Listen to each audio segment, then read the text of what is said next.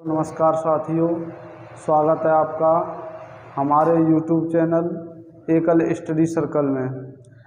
जैसा कि आप लोगों को पता है कि मैं जीएस पढ़ाता हूं और जीएस में पैट को कवर कर रहा हूं। पैट में हमारे एक टॉपिक कंप्लीट हो चुका है जिसका नाम था सिंधु घाटी सभ्यता, और सिंधु घाटी सभ्यता की 2 क्लासें हुई हैं और 2 क्लास में जो पैट में आने की संभावना थी वो हमने पूरा कवर कर लिया है। आज हमारा टॉपिक है वैदिक सभ्यता। वैदिक सभ्यता, तो आज हम वैदिक सभ्यता अच्छे से पढ़ेंगे और आज पूरा कंप्लीट नहीं हो पाएगा। ये वैदिक सभ्यता दो या 3 क्लासों में ये पूरी वैदिक सभ्यता कंप्लीट होगी। तो सर्वप्रथम हम देखते हैं कि आर्यों का आगमन। आर्यों का आगमन, तो आर्यों के आगमन पर कुछ विद्वानों ने अपने अलग अलग मत दिए हैं। आर्यों का शाब्दिक अर्थ क्या होता है? महान लोग। आर्यों का शाब्दिक अर्थ क्या है? महान लोग। आर्यों के आगमन पर कुछ विद्वानों ने अलग अलग मत दिए, जिनमें से जो मध्य एशिया यानी कि मध्य एशिया से आर्य जो आए हैं वो मध्य एशिया से आए हैं, ये मत किसने दिया? मैक्स मूलर ने। आर्य मध्य एशिया से आए हैं, यह मत जो था वो मैक्स मूलर नामक विद्वान का था। नंबर 2, आर्य आर्कटिक क्षेत्र से आए हैं, यह मत बीजी तिलक ने दिया था। आर्य जो हैं वो भारत में आर्कटिक क्षेत्र से आए हैं, यह मत बीजी तिलक ने दिया था। आर्य कश्मीर से आए हैं, यह मत एलडी कल्ला ने दिया था।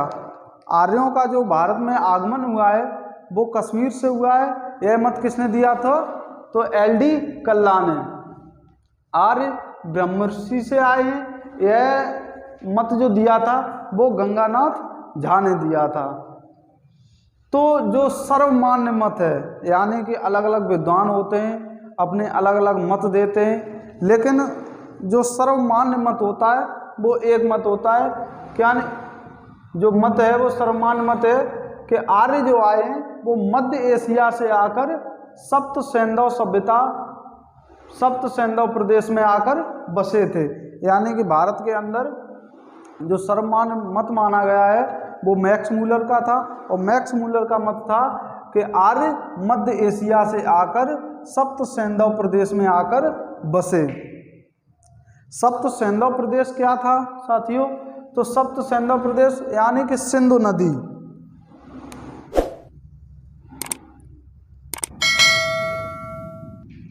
सिंधु नदी के जो आसपास का क्षेत्र था उसे सप्त सैंधव प्रदेश कहते थे।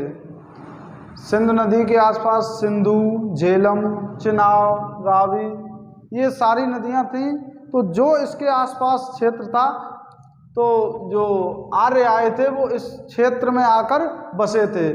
ये मत किसका था? मैक्स मूलर का, कि आर्य जो है मध्य एशिया से आकर सप्त सैंधव प्रदेश में आकर बसे। सप्त सैंधव प्रदेश किसे कहते हैं? सिंधु नदी और उसकी जो सहायक नदियां हैं चिनाब, रावी, झेलम, उन नदियों के जो आसपास जो क्षेत्र था उसे सप्त सैंधव प्रदेश कहते हैं। उसके बाद वैदिक काल। वैदिक काल स्टार्ट होता है, आर्यों के आगमन से ही वैदिक काल स्टार्ट होता है। वैदिक काल को हम 2 भागों में डिवाइड करके पढ़ते हैं। नंबर 1 ऋग्वैदिक काल, नंबर 1 ऋग्वैदिक काल, नंबर 2 उत्तर वैदिक काल। ऋग्वैदिक काल का जो समय है वो 1500 ईसा पूर्व से 1000 ईसा पूर्व तक है। नंबर 2 उत्तर वैदिक काल। उत्तर वैदिक काल का जो समय है वो 1000 ईसा पूर्व से 600 ईसा पूर्व तक है। ऋग्वैदिक काल को, ऋग्वैदिक या वैदिक काल को वैदिक क्यों कहा जाता है? ऋग्वैदिक काल को ऋग्वैदिक काल क्यों कहा जाता है? तो इस समय वेदों की स्थापना हुई थी, यानी कि जो वेद थे उन्हें संकलित किया गया था इसी समय में, इसीलिए इस पूरे काल जो एक समय है उसे वैदिक काल कहा गया और उसे हमने 2 भागों में डिवाइड किया। एक उत्तर वैदिक काल, एक ऋग्वैदिक काल। ऋग्वैदिक काल में इस समय वेदों की स्थापना हुई, यानी कि वेदों को संकलित किया गया। ऋग्वैदिक काल में जो वेद संकलित किए गए वो वेद थे 3। Number 1 Rigveda, number 2 Yajurveda, number 3 Samaveda. यानी कि इन तीनों वेदों का जो संकलन हुआ वो ऋग्वैदिक काल में हुआ, यानी कि 1500 से 1000 ईसा पूर्व तक 3 वेदों का संकलन हुआ था, ऋग्वेद, यजुर्वेद, सामवेद। और जो उत्तर वैदिक काल है, उत्तर वैदिक काल में एक वेद अथर्ववेद, एक ही वेद का मतलब कुल 4 वेद हैं, जिनमें से ऋग्वैदिक काल में 3 का हुआ और उत्तर वैदिक काल में 1 का हुआ। क्वेश्चन यहाँ से बन सकता है कि कौन से वेद का संकलन ऋग्वैदिक काल में नहीं हुआ है, तो वो कौन सा? अथर्ववेद। यानी कि 3 ऋग्वेद, यजुर्वेद, सामवेद, इन तीनों का जो संकलन हुआ है वो ऋग्वैदिक काल में, और अथर्ववेद का जो संकलन हुआ है वो उत्तर वैदिक काल में। अब नंबर 1 पढ़ेंगे हम ऋग्वेद। ऋग्वेद जो सबसे प्राचीन वेद माना जाता है, ऋग्वेद जो है वो सबसे प्राचीन वेद है। ऋग्वेद के जो संकलन करता थे, जो ऋषि थे, वो थे महर्षि कृष्ण द्वैपायन वेद व्यास।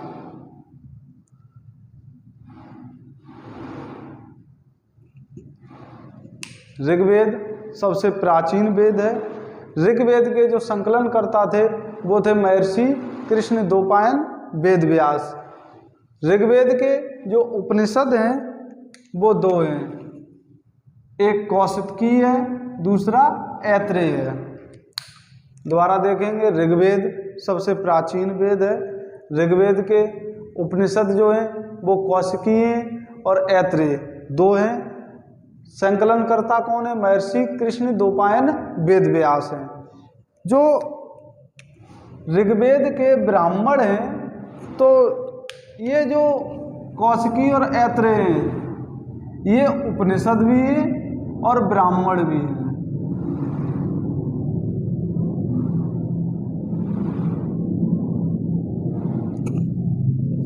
ऋग्वेद के जो उपनिषद हैं कौशिकी और ऐत्रेय, वो ब्राह्मण भी हैं।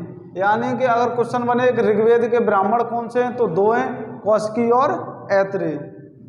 ऋग्वेद सबसे प्राचीन वेद है। ऋग्वेद के संकलनकर्ता महर्षि कृष्ण द्वैपायन वेद व्यास हैं। ऋग्वेद में कुल सूक्त जो हैं वो 1028 यानी कि 1028 हैं। ऋग्वेद में कुल सूक्त 1028। कुल मंत्र जो हैं वो 105-80 यानी कि 10,580। कुल मंत्र जो कुल सूक्त जो हैं वो 1028, कुल मंत्र हैं 10,580। ऋग्वेद का जो विभाजन है यानी कि उसके जो पार्ट्स हैं उन्हें 10 मंडलों में विभाजित किया गया है। पहली बात तो ये है कि ऋग्वेद के भागों को क्या कहा जाता है, तो मंडल कहा जाता है। ऋग्वेद के जो भाग होते हैं, जैसे किसी पुस्तक को आप पढ़ रहे हैं उसे आपने 4 भागों में डिवाइड कर लिया है, यानी कि एक भाग आज पढ़ेंगे, दूसरा भाग कल पढ़ेंगे, तीसरा भाग परसों, ऐसे ही जो पुस्तक है उसे डिवाइड कर लिया। ऐसे ही जो ऋग्वेद है, ऋग्वेद के जो भाग हैं वो 10 हैं और भागों को मंडल कहा जाता है। यानी कि ऋग्वेद के जो 10 भाग हैं उन्हें मंडल। क्वेश्चन ऐसे ही बन सकता है कि ऋग्वेद के भागों को क्या कहा जाता है, तो मंडल कहा जाता है। इसमें कितने मंडल हैं, तो 10 मंडल हैं। यानी कितने भागों में ये विभाजित है, तो 10 भागों में विभाजित है। अब जैसे कि कोई भी चीज़ आप पढ़ रहे हैं, कोई भी पुस्तक पढ़ रहे हैं, तो पहला भाग जो पढ़ेंगे आप उसके अंदर कुछ मटेरियल होगा, यानी कि जो भी आप पढ़ रहे हैं उसके अंदर जो भी वर्णन है, यानी कि पहले भाग में जो वर्णन है, ऐसे ही इसमें 10 मंडल हैं और 10 मंडल के अंदर यानी कि कौन सा मंडल किस देवता को समर्पित है, किस मंडल में क्या चीज़ किसका वर्णन है। ऐसे ही जो ऋग्वेद का जो पहला मंडल है, पहले मंडल में मुदछंदा और अंग ऋषि, यानी कि एक मुदछंदा और अंग ऋषि हैं जिन्हें यह समर्पित है। यानी कि समर्पित का मतलब क्या होता है? समर्पित का मतलब क्या होता है कि प्रथम मंडल में मुदछंदा जो ऋषि हैं और अंग ऋषि हैं उनके बारे में, पहले मंडल में मुदछंदा और अंग ऋषि के बारे में पूरा विस्तार से है कि ये कौन थे, क्या थे। यानी कि पहले मंडल में मुदछंदा और अंग ऋषि के बारे में वर्णन है। यानी कि पहले जो मंडल है वो अंग ऋषि और मुदछंदा ऋषि को समर्पित है। ऐसे ही दूसरा मंडल है। दूसरे मंडल में मैं आप लोगों को पहले ही बता चुका हूँ कि दूसरे मंडल में जैसे कि पहला मंडल है, पहला मंडल किसको समर्पित है या किसका वर्णन है। ऐसे ही द्रुत कीड़ा, यहाँ से क्वेश्चन बनता है कि द्रुत कीड़ा, एक क्रीड़ा मीन्स होता है खेल, संस्कृत का शब्द है द्रुत कीड़ा। द्रुत और क्रीड़ा, क्रीड़ा माने होता है खेलना, यानी कि जुआ, हिंदी में से जुआ कहते हैं। तो जुआ खेल का जो संबंध है वो ऋग्वेद से है। ऋग्वेद के कौन से मंडल से है? तो दूसरे मंडल से है। यानी कि दूसरे मंडल में किसका वर्णन मिलता है? तो जुआ का वर्णन मिलता है। ऐसे ही तीसरा मंडल है, इसे भाग भी कह सकते हैं, यानी कि तीसरा भाग है। और तीसरा भाग विश्वामित्र को समर्पित है। विश्वामित्र एक ऋषि हैं जिनके बारे में जो ऋग्वेद में वर्णन मिलता है वो तीसरे मंडल में वर्णन है। यानी क्वेश्चन बनेगा आपका कि विश्वामित्र का वर्णन ऋग्वेद के कौन से मंडल में है? तो विश्वामित्र का वर्णन ऋग्वेद के तीसरे मंडल में है। क्वेश्चन सबसे ज़्यादा पूछा जाता है कि गायत्री मंत्र का उल्लेख ऋग्वेद के कौन से मंडल में है। पहली बात तो क्वेश्चन यही बनता है कि गायत्री मंत्र का उल्लेख किस वेद में है, किस वेद में है। तो अगर वेद पूछा जाए तो ऋग्वेद में है। अगर ये पूछा जाए कि गायत्री मंत्र का उल्लेख ऋग्वेद के कौन से मंडल में है, तो गायत्री मंत्र का उल्लेख ऋग्वेद के तीसरे मंडल में है। ऐसे ही आपका आएगा चौथा मंडल, यानी कि चौथा मंडल जो है वो अत्रि ऋषि को समर्पित है। अत्रि ऋषि चौथे मंडल में अत्रि ऋषि के बारे में जो भी वर्णन है, जो भी उन्होंने कार्य किए या जो जीवन परिचय कह लें, तो सब उनका जो वर्णन है वो चौथे मंडल में। इसी मंडल में कृषि का उल्लेख मिलता है। पहला वर्णन यही होगा, पहला क्वेश्चन यहाँ से यही निकलेगा कि कृषि का उल्लेख किस वेद में है। तो कृषि का उल्लेख ऋग्वेद में है। अब दूसरा क्वेश्चन यहाँ से ये भी बन सकता है कि ऋग्वेद में कौन से मंडल में है।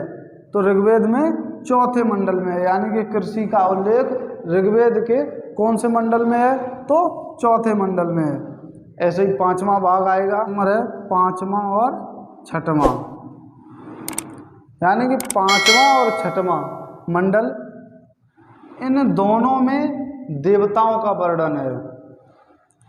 पांचवें और छठवें मंडल में दोनों में देवताओं का वर्णन है। यानी कि जितने भी उस समय में देवता थे, देवी देवता जो भी थे, उन सबका जो वर्णन है वो पांचवें और छठे मंडल में है। उसके बाद आते हैं सातवां मंडल। सातवें मंडल में दशराग युद्ध का वर्णन है। दशराग युद्ध जो है यहाँ नोट करेंगे, परशुड़ी नदी के किनारे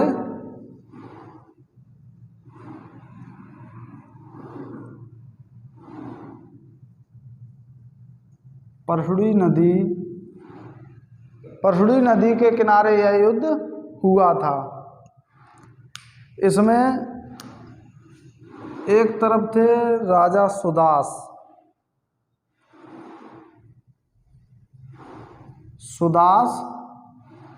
और एक तरफ थे पुरु।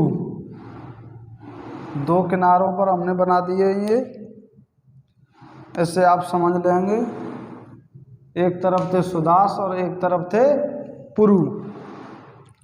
इन दोनों के बीच एक युद्ध हुआ था परशुड़ी नदी के किनारे, दशराग युद्ध, जिसका वर्णन कौन से ऋग्वेद के कौन से मंडल में मिलता है? 7वें मंडल में। यानी कि सबसे क्वेश्चन पहले पूछा जाए कि दशराग युद्ध का वर्णन किस वेद में मिलता है? तो ऋग्वेद में। क्वेश्चन दूसरा पूछा जाए कि दशराग युद्ध का वर्णन ऋग्वेद के कौन से मंडल में मिलता है? तो 7वें मंडल में। दशराग युद्ध किन किन राजाओं के बीच हुआ था? तो पुरु और राजा सुदास। राजा सुदास की तरफ थे गुरु विश्वामित्र, यानी गुरु विश्वामित्र राजा सुदास की तरफ थे, और यह परशुड़ी नदी के किनारे लड़ा गया था। आगे जो मंडल है वो है 8वां मंडल। 8वां मंडल कंड ऋषि को समर्पित है। यानी कि एक उस समय के ऋषि होंगे कंड ऋषि। यानी कि 8वें मंडल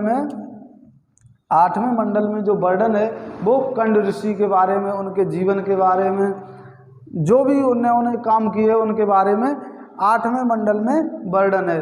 यानी कि क्वेश्चन पूछा जाए आपसे कि ऋग्वेद में कौन से मंडल में कंड ऋषि को समर्पित है, यानी कि ऋग्वेद का कौन सा मंडल कंड ऋषि को समर्पित है? तो 8वां। या कंड ऋषि के बारे में कौन से वेद में बताया गया है? तो ऋग्वेद में।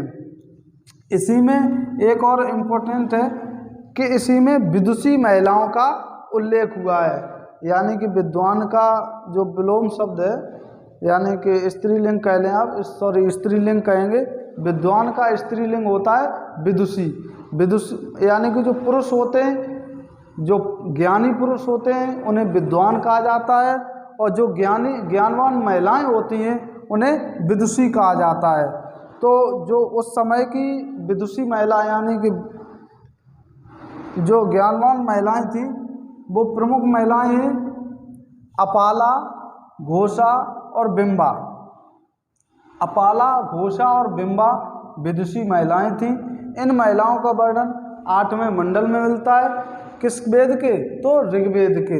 ऋग्वेद के 8वें मंडल में विदुषी महिलाओं का उल्लेख मिलता है, जिनमें प्रमुख अपाला, घोषा और बिंबा। कंड ऋषि को समर्पित कौन सा मंडल है? तो 8वां। अब इसके बाद चलते हैं हम 9वें मंडल पर। 9वां मंडल यानी कि सोम देवता को समर्पित है। 9वां मंडल किस देवता को समर्पित है? तो सोम देवता को। क्वेश्चन बहुत ही पूछा जाता है कि सोम देवता को समर्पित कौन सा मंडल है? तो 9वां मंडल है। किस वेद में है? तो ऋग्वेद में। यानी कि सोम देवता जो हैं उनका वर्णन किस वेद में मिलता है? तो ऋग्वेद में। ऋग्वेद के कौन से मंडल में मिलता है? तो 9वें मंडल में। उसके बाद हम चलते हैं 10वें मंडल पर। टोटल कितने भाग बताए थे? 10 भाग। 10वें तो हमने 9 कवर कर लिए, अब बचा है 10वां। 10वें भाग में महासूक्तियों का वर्णन मिलता है, यानी कि महासूक्तियों के बारे में बताया गया है। और दूसरा है वर्ण व्यवस्था, यानी कि जाति का वर्णन। तो एक विराट, यहाँ लिखेंगे हम, विराट देवता हुए हैं एक विराट देवता। तो विराट देवता के मुख से, विराट देवता के मुख से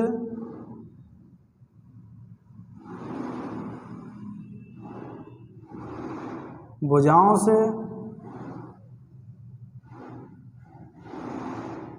नाभि से, और ये है पैरों से।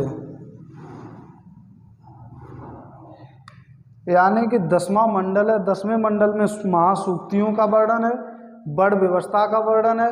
बड़ व्यवस्था जो है विराट देवता के 4 बड़ व्यवस्था है, जो वो 4 भागों में बटी हुई है। नंबर 1 ब्राह्मण, नंबर 2 क्षत्रिय, नंबर 3 वैश्य, उसके बाद है शूद्र। तो जो ये वर्णन किया गया है ये विराट देवता के ऊपर किया गया है। ऐसा माना जाता है कि बड़ व्यवस्था की उत्पत्ति हुई है वो विराट देवता के मुख से ब्राह्मणों की उत्पत्ति हुई है। यानी विराट कोई देवता है जिनके मुख से ब्राह्मणों की उत्पत्ति हुई है। विराट देवता की भुजाओं से क्षत्रिय की उत्पत्ति हुई है। विराट देवता की नाभि से वैश्य की उत्पत्ति हुई है।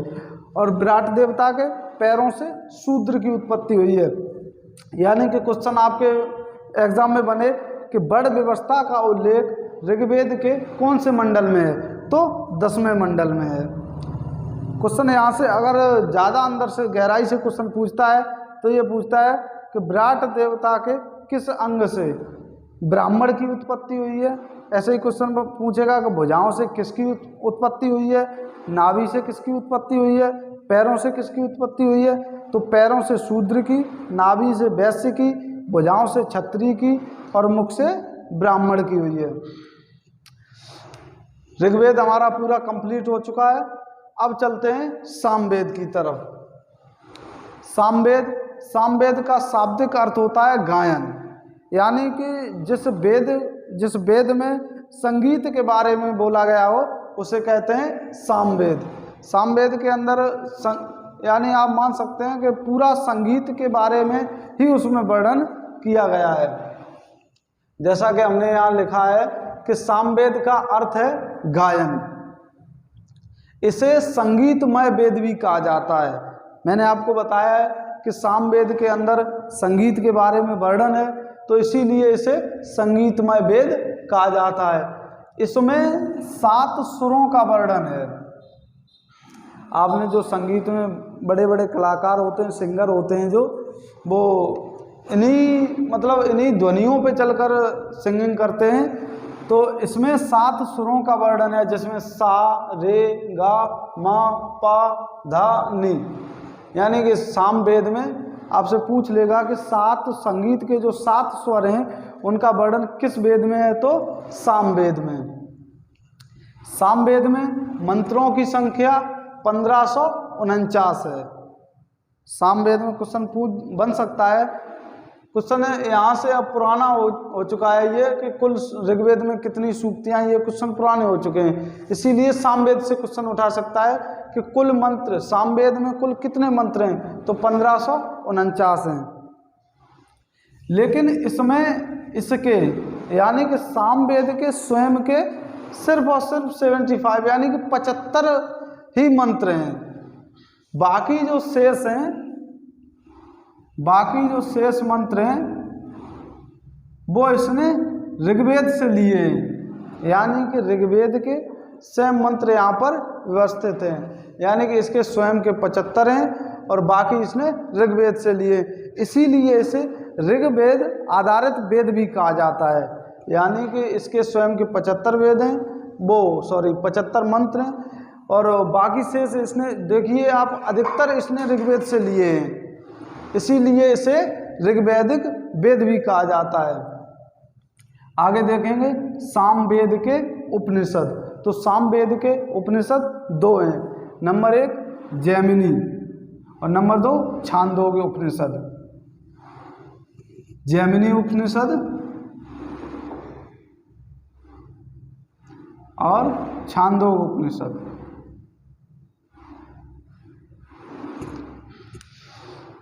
जैमिनी उपनिषद के बारे में ज़्यादा वर्णन नहीं है, लेकिन छांदोग्य उपनिषद से क्वेश्चन पूछ लेता है और इम्पोर्टेंट भी है कि छांदोग्य उपनिषद में किसका वर्णन है। तो छांदोग्य उपनिषद में भगवान कृष्ण का वर्णन मिलता है।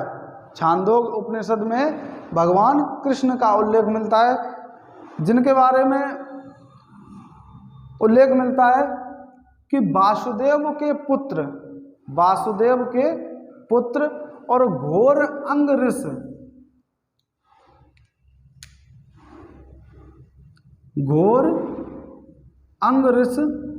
के शिष्य कृष्ण,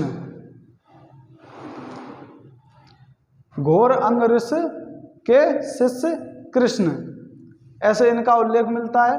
इसी छांदोग्य उपनिषद में पहली बार नारद का उल्लेख मिलता है। छांदोग्य उपनिषद में ही 3 आश्रमों का वर्णन मिलता है। 3 आश्रम जो जीवन पर आधारित होते हैं, गृहस्थ, वानप्रस्थ और ब्रह्मार्थ। 3 वेद। क्वेश्चन पूछ लिया जाएगा कि 3 आश्रमों का उल्लेख किस उपनिषद में है, तो छांदोग्य उपनिषद में। और छांदोग्य उपनिषद किस वेद का उपनिषद है, तो सामवेद का। छांदोग्य उपनिषद सामवेद का उपनिषद है। सामवेद छांदोग्य उपनिषद में आश्रमों के बारे में बताया गया। आश्रम कितने प्रकार के बताए गए यहाँ पे? 3 प्रकार के, गृहस्थ, वानप्रस्थ और ब्रह्मार्थ। ऐसे ही सामवेद के ब्राह्मण हैं। सामवेद के ब्राह्मण, नंबर 1 तांडव, नंबर 2 जैमिनी, नंबर 3 षड्विश। यहाँ आप लोग कंफ्यूज नहीं होंगे कि सामवेद का उपनिषद भी जैमिनी है और सामवेद का ब्राह्मण भी जैमिनी है। नाम है, रखे जा सकते हैं। जैसे यहाँ मैंने बताया था कि ऋग्वेद के उपनिषद कौशिकी और ऐत्रेय और ब्राह्मण भी कौशिकी और ऐत्रेय हैं।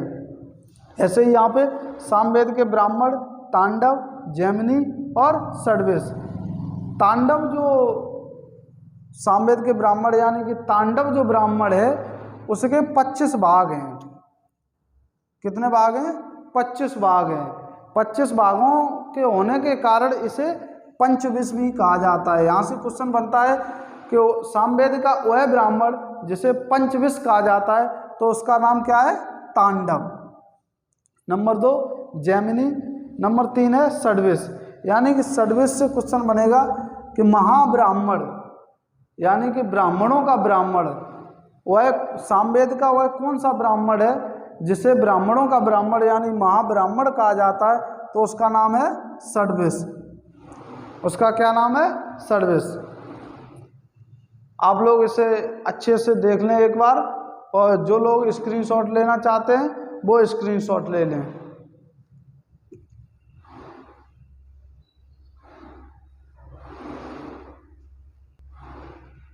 तो आप लोगों ने इसे नोट कर लिया होगा, और जिस किसी ने भी स्क्रीनशॉट लिया हो वो स्क्रीनशॉट। एक बार इसे हम पूरा कंप्लीट रिवीजन कर लेंगे, उसके बाद हम क्लास खत्म करेंगे। जल्दी से रिवीजन करेंगे 5 मिनट के अंदर।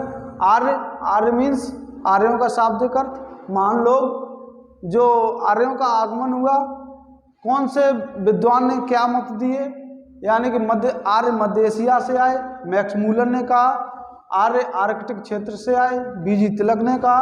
आर्य कश्मीर से आए, LD कल्ला ने कहा। ब्रह्मर्षि से आए, गंगानाथ झा ने कहा। लेकिन जो सर्वमान्य मत था वो मध्य एशिया से आकर सप्त सैंधव प्रदेश में बसे, यह किसने कहा था? मैक्स मूलर ने। वो सप्त सैंधव प्रदेश क्या है? तो सिंधु नदी के आसपास का जो क्षेत्र है उसे सप्त सैंधव प्रदेश कहते हैं। वैदिक काल, वैदिक काल को हमने 2 भागों में बांटा, ऋग्वैदिक काल, नंबर 2 उत्तर वैदिक काल। ऋग्वैदिक काल का जो समय था 1500 ईसा पूर्व से 1000 ईसा पूर्व तक, और उत्तर वैदिक काल का 1000 ईसा पूर्व से 600 ईसा पूर्व तक। ऋग्वैदिक काल में 3 वेदों की रचना हुई है, ऋग्वेद, यजुर्वेद और सामवेद। उत्तर वैदिक काल में सिर्फ और सिर्फ अथर्ववेद की रचना हुई है। नंबर 1 ऋग्वेद। ऋग्वेद के जो उपनिषद हैं वो कौशिकी और ऐत्रेय हैं। ब्राह्मण भी इसके कौशिकी और ऐत्रेय हैं। ऋग्वेद सबसे प्राचीन वेद है। महर्षि कृष्ण द्वैपायन वेद व्यास ने इसका संकलन किया था। इसमें कुल सूक्त 1028 हैं, कुल मंत्र 10,580 हैं। यह 10 भागों में विभाजित है। इसके भागों को हम मंडल कहते हैं। पहला मंडल मुदछंदा और अंग ऋषि को समर्पित है, यानी कि उनके बारे में पहले मंडल में बताया गया है। दूसरा मंडल है धृत कीड़ा यानी कि जुआ के बारे में दूसरे मंडल में बताया गया है। तीसरा मंडल विश्वामित्र को समर्पित है, यानी कि विश्वामित्र के बारे में बताया गया है। और गायत्री मंत्र का उल्लेख भी तीसरे मंडल में मिलता है। ऐसे ही चौथा मंडल है अत्रि ऋषि को समर्पित है, अत्रि ऋषि के बारे में बताया गया है। और कृषि का उल्लेख चौथे मंडल में मिलता है। पांचवा और छठा मंडल है जो उस समय देवी देवता थे, यानी कि जिनकी पूजा की जाती थी, उनका वर्णन इसमें है। सातवां मंडल में दशराग युद्ध के बारे में बताया गया है, जो राजा सुदास और पुरु के बीच परफुड़ी नदी के किनारे लड़ाया गया था।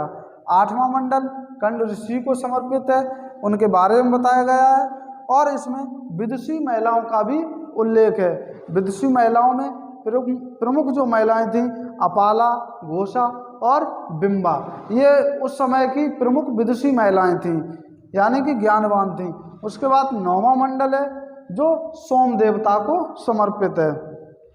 उसके बाद 10वां मंडल जिसमें महासूक्त के बारे में बताया गया है और उसी में बड़ व्यवस्था के बारे में बताया गया है, यानी कि बड़ों का उल्लेख किया गया है। एक विराट देवता थे जिनके मुख से ब्राह्मण का जन्म हुआ, ब्राह्मण की उत्पत्ति हुई है, भुजाओं से क्षत्रियों की उत्पत्ति हुई है, नाभि से वैश्य की उत्पत्ति हुई है और पैरों से शूद्रों की उत्पत्ति हुई है। यह यहाँ पे समाप्त होता है। उसके बाद सामवेद का रिवीजन करेंगे। सामवेद जिसका शाब्दिक अर्थ है गायन, इसे संगीतमय वेद कहा जाता है क्योंकि इसमें संगीत के बारे में बताया गया है। इसमें 7 सुर यानी कि 7 सुरों का वर्णन है। कुल मंत्र इसके 1549 मंत्र हैं, जिसमें इसके स्वयं के 75 हैं, लेकिन और जो शेष बचे हैं इसने ऋग्वेद से लिए, इसीलिए इसे ऋग्वैदिक आधारित वेद कहा जाता है। सामवेद के उपनिषद नंबर 1 जैमिनी, नंबर 2 छांदोग्य उपनिषद। छांदोग्य उपनिषद में कृष्ण के बारे में बताया गया है, वासुदेव के पुत्र और घोर अंगरीष के शिष्य कृष्ण, ये छांदोग्य उपनिषद में बताया गया है। छांदोग्य उपनिषद में ही पहली बार नारद का उल्लेख मिलता है। छांदोग्य उपनिषद में ही 3 आश्रमों के बारे में मिलता है, जिसमें गृहस्थ, वानप्रस्थ और ब्रह्मार्थ हैं। सामवेद के ब्राह्मण तांडव के 25 भाग हैं, इसीलिए इसे पंचविश कहा जाता है।